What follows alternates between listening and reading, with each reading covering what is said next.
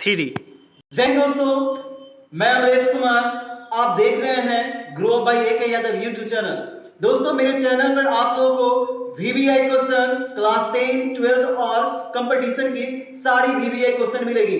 दोस्तों, मेरे यहाँ DLED, CTET और जितने भी जनरल कंपटीशन की है वह VBI क्वेश्चन मिलेगी, ऑब्जेक्टिव सब्जेक्टिव। दोस्तों, मेरे चैनल पर जुड़े रहने के लिए लाइक करें, सब्सक्राइब करें और बेल आइकन को तो जरूर दबाएं, जिससे मेरा वीडियो पहले पहले आप पर ही जाएगा।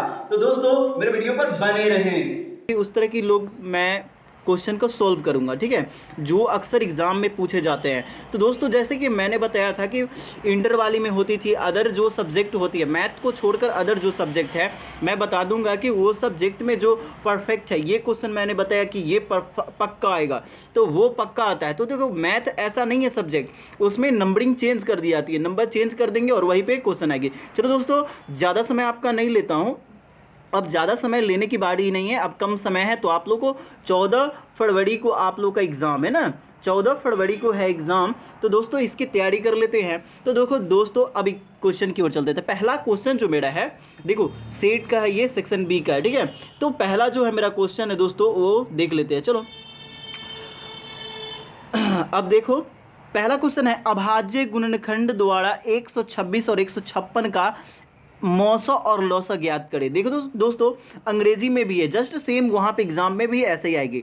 Find the HCF and LCM of 126 and 156 by prime factorisation method. तो कहता है कि आप गुणनखंड विधि, अभाज्य गुणनखंड विधि से इसको क्या करना है दोस्तों, सोल्व करना है। तो सिंपल सी विधि है, मैं बता रहा हूँ, सिंपल सी विधि।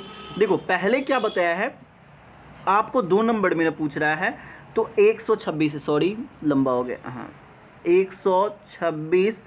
अब देखो, और 156, इन दोनों में बड़ा कौन है दोस्तों, ये 156 है। तो देखो यहाँ पे 126 लिख देंगे और 156। अब बड़ा का साइन है कि बोलेंगे कि 126 क्या है, 106 यानी कि 156 से छोटा है, ठीक है। और यहाँ पर 156 126 से बड़ा है। तो अब यहाँ पे आगे चलेंगे। देखो अब आगे चलना है कि यहाँ पे देखो सिंपल सी है, तो ऐसे LCM यूक्लिड विभाजन में इस तरह का बनाते थे। लेकिन अब ये जो दोनों पूछ रहा है, LCM और HCF दोनों पूछ रहा है, क्या पूछ रहा है, LCM और HCF। तो हम इस मेथड को छोड़कर कौन सा मेथड बनाएंगे दोस्तों, अभाज्य गुणनखंड जो सिंपल सा है। तो चलो इसको लिख देते हैं 126 और 156 ना। अब देखो 156 और 126, तो अब इन दोनों का जो है LCM करना है। क्या करना है हमको, LCM करते हैं। चलो LCM कर लेते हैं। तो दोस्तों देखो, मेरा जो है ये मेरा हो गया, इतना हो गया 126 का 2 गुना 3 गुना 3 गुना 7, ऐसे करोगे तो 3 3 9 2 18 18 7 126 हो गया। अब इसमें देखो ये हो गए कितना हो गया दोस्तों, सॉरी अब ये हो गए 2 गुना 2 गुना 3 गुना 13। तो देखो 13 ऐसे करोगे तो इतना पे 2 दूनी 4 4 तिया 12। अब 12 को कितना से करना है दोस्तों, तो इतना से कर दोगे, क्या कहते हैं 13 से गुना करोगे तो 156 आ जाएगी, ठीक है। अब इनमें से हमको मिलाना है, क्या करना है, मिलाना है। तो कलर दूसरा ले लेते हैं। चलो अब जो दोनों में कॉमन है इसको ले लेते हैं, जो दोनों में कॉमन, सॉरी चलो एक कॉमन ले लिए और इधर 2, फिर ये आ गई, हाँ तो देखो इसमें आ गई। तो कौन कौन कॉमन आएगी दोस्तों, तो 2 और 3, इसके अलावा अदर नहीं लग रहे हैं जो हमको। तो HCF में जो दोनों कॉमन हो, तो HCF जो है दोस्तों वह है मेरा 2 गुना 3, क्या हो गई 2 गुना 3 इजिकल टू कितने हो गए 6। अर्थात HCF जो दोनों है दोस्तों मेरा, वो क्या है 6 है, कितने हैं 6। अब जो बचे हमारे LCM, अब क्या बची LCM, तो LCM जो मेरा हो गया दोस्तों LCM, तो LCM में जो बच गए ये दोनों मिला के क्या हो गए 6, इसको 6 को लिख दो, ठीक है। फिर लिखने हैं 2 गुना 3, फिर 2 गुना 3 गुना 7 गुना 13 है। अब इन सबको गुना कर दो, तो 6 और 6 मिलके ये 2 तिया 6 और 6 मिलके 36 हो जाएंगे। और 36 को दोस्तों 13 से गुना कर देंगे, कितना करेंगे 13 से गुना कर देते हैं। तो देखो कितने आते हैं, 1 मिनट, तो दोस्तों ऐसे सिंपल कर लेते हैं, ये 6 हो गई, ये 6 हो गई, 6 और 6 मिलके कितने गुना करेंगे तो कितना हो जाएंगे, 36 हो जाएंगे। और ये 13 से 91, 36 और 91 को गुना करेंगे दोस्तों, तो मेरा जो हो जाएगा वह 32 26 हो जाएंगे। कितने हो जाएंगी, 32 और 26। इस तरह से मल्टीप्लाई कर लेंगे तो पहला का जो मेरा आंसर हो गया वह HCF 6 आ गया दोस्तों। और LCM कितना आ गए, वो आए 32 26 ना, 32 26। नेक्स्ट अब अगले क्वेश्चन की ओर चलते हैं। चलो इसको इरेज कर लेते हैं। चलो इरेजर मिल गया, हाँ ये हो गई ना। चलो इरेज कर लिए। तो मेरा अब अगला क्वेश्चन की ओर चलते हैं दोस्तों। पेंसिल हाँ मिल गई। तो अगला क्वेश्चन जो मेरा है कह रहा है कि 2x² + 3x - 5 हो तो P3 और P-3 के मान ज्ञात करें। देखो दोस्तों, दो क्वेश्चन उतना हमको इंपॉर्टेंट नहीं लग रहा है, दूसरा जो क्वेश्चन है वो उतना इंपॉर्टेंट तो नहीं लग रहा है। तो देखो दोस्तों यहाँ पर कितना है, देख लो 2 × अब कितना है, पहले हमको कितना का मान डालना है, पहले इसको हटाते हैं, हटो भाई, तुम देखो पहले डालना है हमको P3 का वैल्यू ना। तो P3 का वैल्यू है, एक नई पेज ले लेते हैं, P3 ना।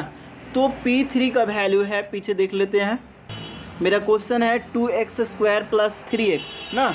तो 2x² + 3x - 5 यही है ना दोस्तों।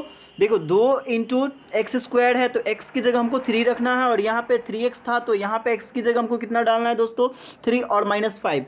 अब देखो इतना सिंपल सी है, 2x, अब यहाँ पे देखो 2 × 3 का स्क्वायर कितना होगा, 9 होगा, प्लस 3 3 9 - 5, सिंपल सी है।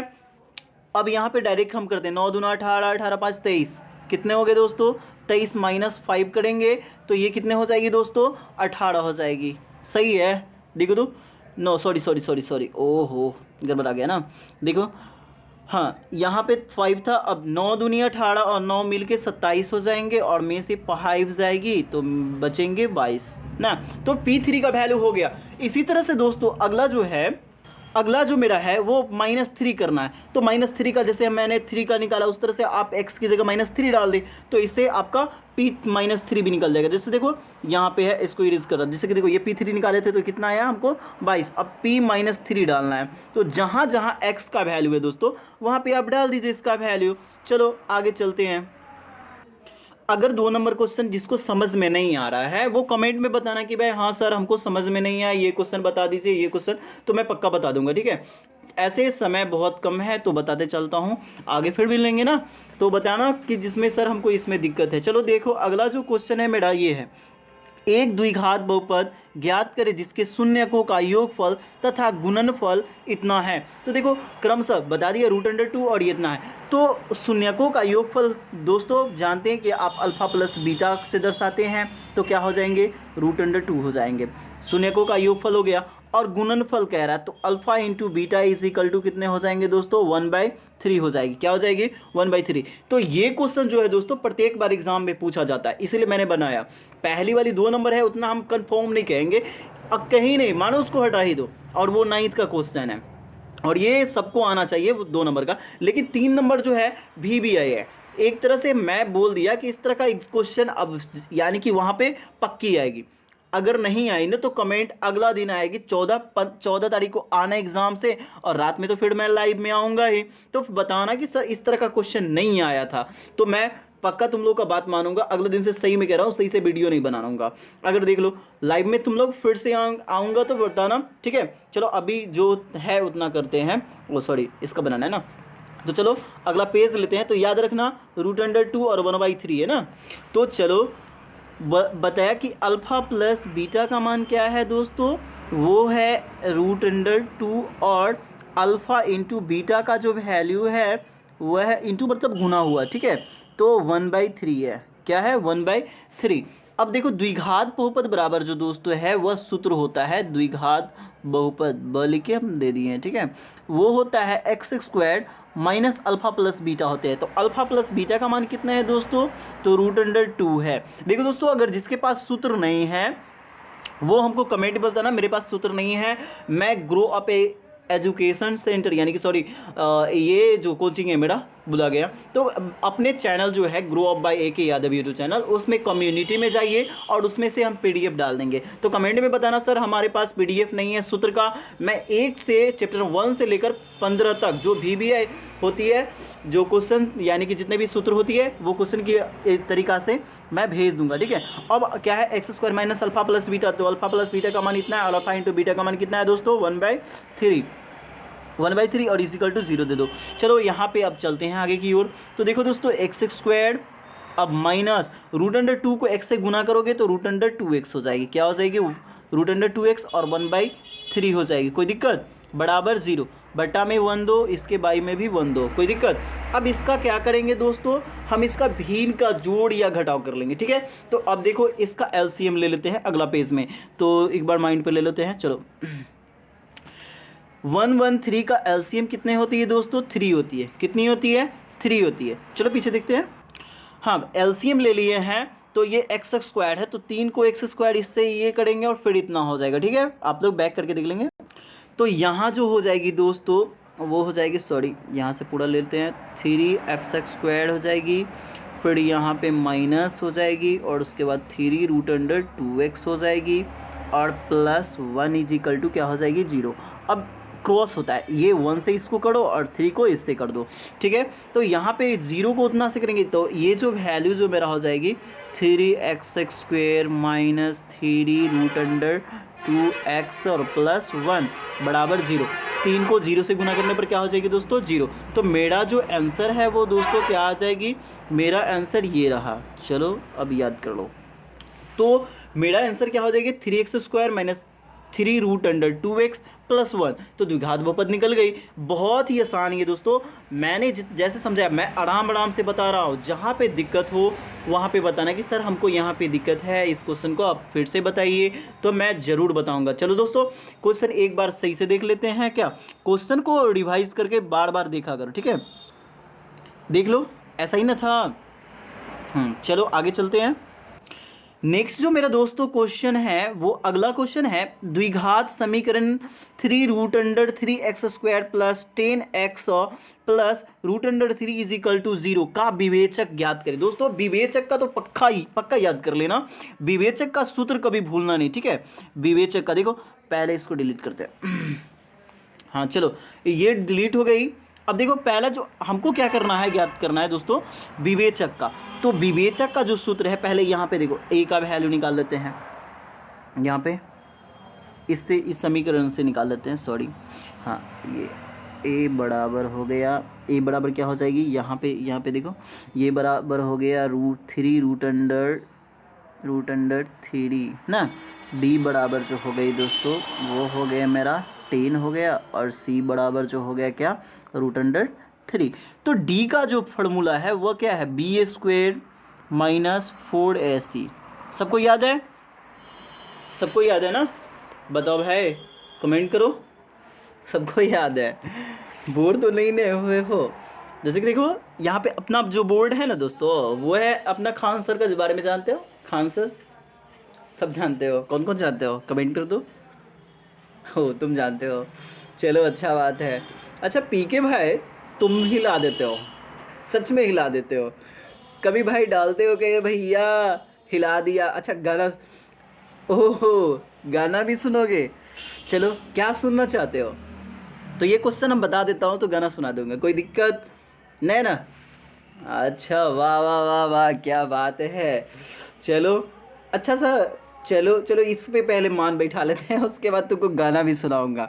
तो पीके भाई तुम तो बहुत हम पे कमेंट भी मारते हो, क्या भैया अच्छा ये है वो है। मैंने उस वक्त से कहा था नहीं कि भाई हाँ ये है वो है। ये पीके भाई जो है दोस्तों वो है दोस्ती है, एक तरह से ये भी क्लास करते हैं, ये 11-12 का भी क्लास करते हैं, परंतु यहाँ पे ये क्लास 10th में ही है। पीके भाई जो हैं, पीके यादव, वो जो हैं क्लास 10th में ही है। हमसे यानी कि हमसे कॉल से भी बात किए थे कि सर हमको इस तरह के क्वेश्चन भी बताइएगा, तो मैंने इस तरह का भी प्रोवाइड किया। तो कोई दिक्कत नहीं पीके भाई, आपको ज़रूर गाना सुनाया जाएगा, अभी सुनाता हूँ, ठीक है। पहले इस पर मान डाल लेता हूँ फिर सुनाता हूँ। तो दोस्तों चलो पीके भाई क्वेश्चन पे चलते हैं। तो देखो बी जो है वह कितना है 10 है, कितने हैं 10। तो देखो दोस्तों आगे चलते हैं, बी स्क्वायर माइनस 4ac ना, तो बी का वैल्यू 10 है, बी का जो वैल्यू है वो हो गए 10। 4a का जो वैल्यू क्या है दोस्तों देख लेते हैं, a का वैल्यू है 3√3 ना, a का वैल्यू है 3√3 और c का वैल्यू है √3 ना।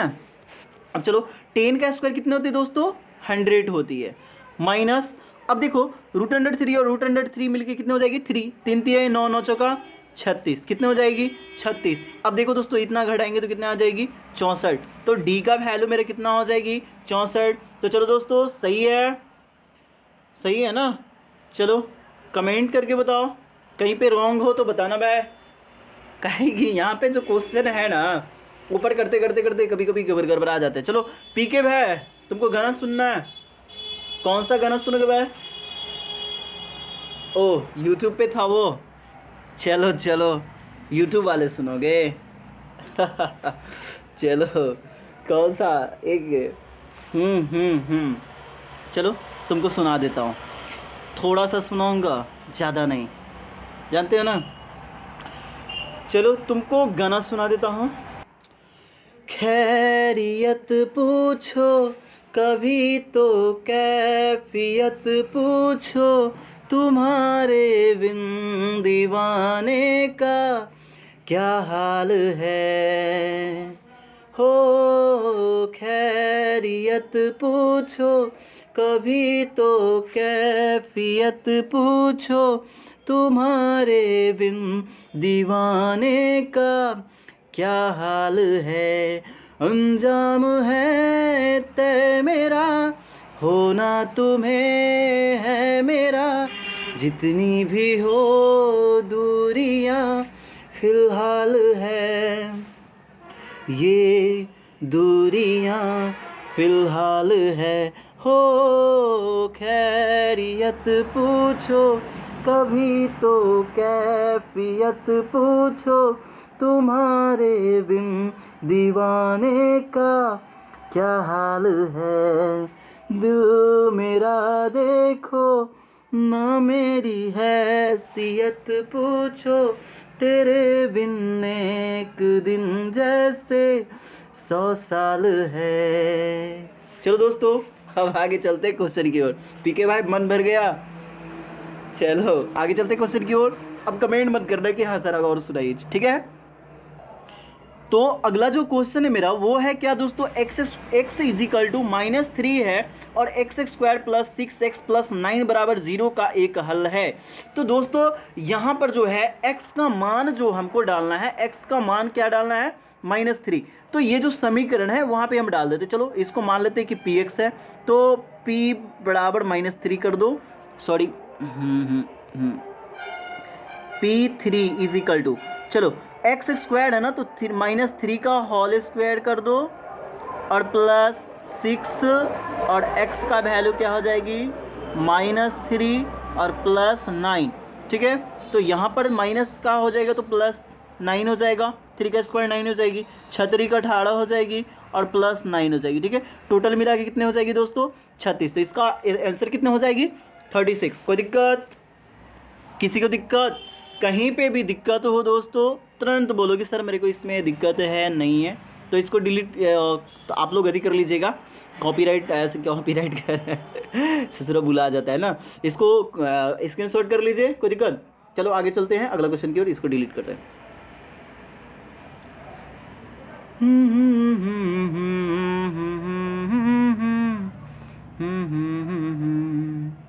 चलो अगला जो क्वेश्चन है दोस्तों मेरा वो है, सॉरी हाँ पेंसिल, चलो द्विघात समीकरण 2x² - 6x + 3 के मूलों की प्रकृति ज्ञात करिए। देखो दोस्तों मूलों की प्रकृति ज्ञात करना है, तो मूल की प्रकृति किस प्रकार की है नहीं है, सो देखो d को क्या कहते हैं हम लोग विवेचक कहते हैं।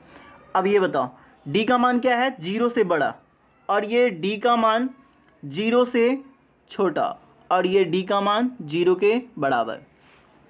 जब 0 से बड़ा हो d का मान तो मूल वास्तविक और असमान होंगे। सही से सुनो, जब d का मान 0 से बड़ा हो तो मूल वास्तविक और असमान होंगे।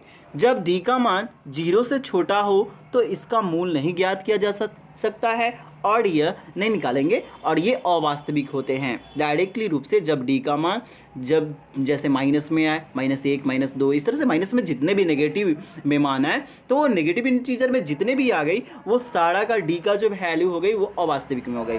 जब d का वैल्यू जो है दोस्तों वो है क्या हो जाएगी, 0 के बराबर होगी तो मेरा क्या हो जाएगी दोस्तों, मूल वास्तविक और समान होंगे। ससुरा एगो गाना बजाने लगा, कहानी खत्म है, अब उसको परछने लगा, अब लेके जाएगा। तो चलो अब उधर से भी आवाज़ आ रही है तो कोई दिक्कत नहीं लेने का, ठीक है। तो आगे चलते हैं, इसमें डी का वैल्यू ज्ञात करना है ना। तो देखो दोस्तों क्या है, 2x² - 6x + 3 और मूल्यों की प्रकृति। तो a का जो वैल्यू है 2 है, b का वैल्यू -6 और c का वैल्यू क्या है 3। चलो क्या करना है, a का वैल्यू, b का वैल्यू और c का वैल्यू अभी डालते हैं, ठीक है। चलो अब d बराबर डालते हैं तो b² - 4ac होती है। d बराबर क्या होती है, b² - 4ac क्या होती है, b² - 4ac। चलो अब वैल्यू डालते हैं, b का वैल्यू कितने हैं दोस्तों, तो -6 है, ठीक है। उसके बाद -4, a का वैल्यू 2 हो गई और c का वैल्यू 3 हो गई। तो 6 का स्क्वायर कितने होती है दोस्तों, 36 - 4 दूनी 8 और 4 दूनी 8, 8 त्रिक 24, कितने हो जाएगी 24। इसको घटाएंगे तो दोस्तों कितने आ जाएगी 12, कितने आएगी 12। तो ये पॉजिटिव मान है, d के बराबर 0 नहीं है, d से बड़ा है, तो ये मूल क्या हो जाएगा दोस्तों, वास्तविक मूल होंगे। क्या होगी, वास्तविक और असमान होगी। क्या होगी, वास्तविक और असमान। मूल जब d का मान 0 से बड़ा है तो क्या हो जाएगा, मूल वास्तविक और असमान होगी। देखो दोस्तों इस तरह से होगी। तो मूलों की प्रकृति ज्ञात हो गई। देखो राई जमाइन हो रही है, किसी की शादी होने वाली है, बढ़ाते हमको भी ले चलना जिसको होने वाली हो। हाँ पीके भाई, हमारा नहीं होने वाला। तुम कमेंट करके नहीं छोड़ते हैं ससुरा, ठीक है ले चलूँगा भाई। अगला जो मेरा है दोस्तों वो है AP से है। देखो AP से क्वेश्चन पक्की है, फिक्स है, सब्जेक्टिव हो या ऑब्जेक्टिव हो, पक्का फिक्स है। ये नहीं आएगी, अदर आएगी। तो इसमें ये मत कहना कि सर हमको यही नहीं आया। तो देखो दोस्तों A का जो वैल्यू है, इसमें A1 का जो वैल्यू है 18 है और A2 का जो वैल्यू है वह है 15 दूना 30 और 31/2 हो जाएगी। तो D का निकालना है मेरा दोस्तों। तो A2 - A1 होती है, सूत्र क्या होती है, A2 - A1। तो 31/2 - 18 ना, तो बट्टा में 1 कर दो दोस्तों। तो ये जो है 2 कर दो और ये हो जाएगी ये 31 और -18 दूना 36। तो ये क्या हो जाएगी -5/2। देख लो -5/2। तो देखो A का वैल्यू है 18 और D का वैल्यू -5/2, इतना याद रखो। A का कितना हो गया, चलो AN बराबर जो वैल्यू है वो है -47 ना। देख लो एक बार देख लेते हैं, किधर है भाई। इसमें जो सूत्र है दोस्तों वो है मेरा सूत्र, चलो इसका सूत्र लिख देता हूँ। AN का सूत्र होता है A + N - 1 × D = -47। देखो यहाँ पे 47 है, सॉरी -47। तो A का वैल्यू है 18 प्लस N का वैल्यू नहीं मालूम है, हमको ज्ञात करना है, ठीक है। सॉरी एक मिनट, हाँ 1 × D का वैल्यू अभी -5/2 लाया है दोस्तों, मैंने देखा है। चलो 18 प्लस N - 1 × और सॉरी यहाँ पे कितना है -47 ना। और देखो दोस्तों और एक मिनट ऐसा करते हैं, ये 18 को उस पार कर देते हैं, कट करो इसको। ससुरी भाई हटो, हाँ चलो हटा दिए ना, हाँ हट गया।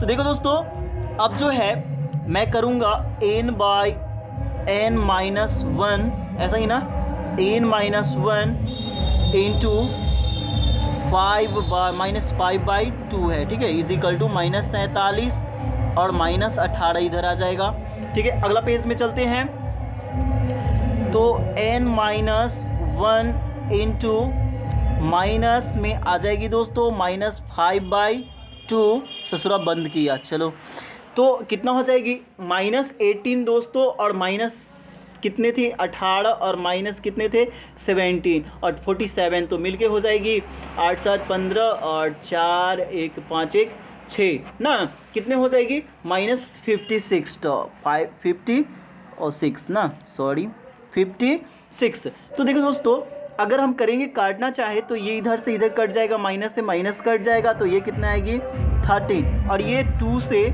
हम इसको गुना करते हैं तो कितने आ जाएगी n-1 इज इक्वल टू कितने हो जाएगी 26, और ये उधर जाएगा माइनस वाली तो कितने में हो जाएगी दोस्तों इधर प्लस में हो जाएगा, तो देखो ये 27 हो जाएगी। तो अर्थात 27वां पद जो है इस AP का क्या है -47 है। देखिए एक बार देख लो, बैक करके देख लेता हूँ, देख लिए, चलो 7 का इतना देख लिए हो तो 8 का चलते हैं दोस्तों, क्योंकि इधर बगल में है ना, मुबारक हो तुझको ये शादी तुम्हारी चल रही है तो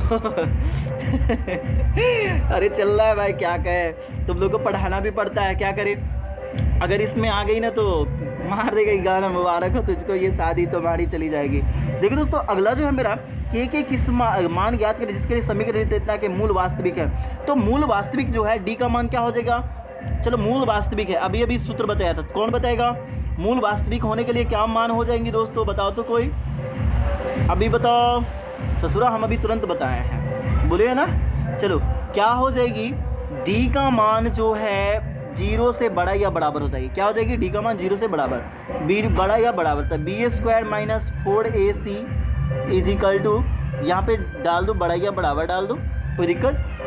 अब यहाँ पर है कितने वैल्यू दोस्तों, वह है के का मान निकालना, तो इतना डायरेक्टली 0 डाल देते हैं, ठीक है, कोई दिक्कत, जहाँ पे 0 डाल देते हैं, हाँ बराबर 0, तो वास्तविक है ही ना भाई, बराबर का वास्तविक है तो बराबर होगा या बड़ा होगा, डायरेक्टली है, तो बी का वैल्यू इसमें से देख लो तो चूज करो, -10 है, कितने हैं -10, चलो पेन चेंज कर लेते हैं, -10 का स्क्वायर जो हो जाएगी -4, ए का वैल्यू जो है 2 है और के का वैल्यू क्या है, के ही हो जाएगी, सी का वैल्यू के होगा, ठीक है। अब देखो 10 का वैल्यू 10 का स्क्वायर करेंगे दोस्तों तो 100 हो जाएगी, माइनस ये 4 दूनी 8 के हो जाएगी, कितने हो जाएगी 8 के इज इक्वल टू 0। देख लो अब पेज पलट रहे हैं तो देखो, अब देखो आगे जो है 100 जो है इधर ही रह जाएगी और बराबर में उस पर जाएगा -8 के हो जाएगी, देखो तो इसीलिए के हो जाएगा 100/8।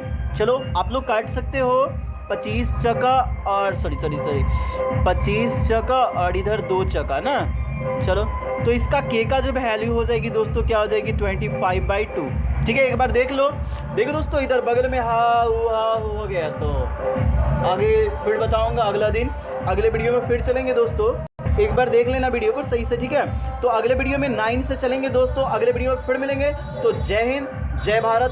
अगर किसी को किसी भी क्वेश्चन में प्रॉब्लम हो किसी को भी, तो कमेंट करो, कमेंट में बताना कि सर हमको इस चैप्टर यानी कि इस क्वेश्चन में हमको दिक्कत हो रही है, तो मैं उस क्वेश्चन को ज़रूर से ज़रूर हल यानी कि जितना हो सके मैं हल करके जल्दी से जल्दी भेजूंगा।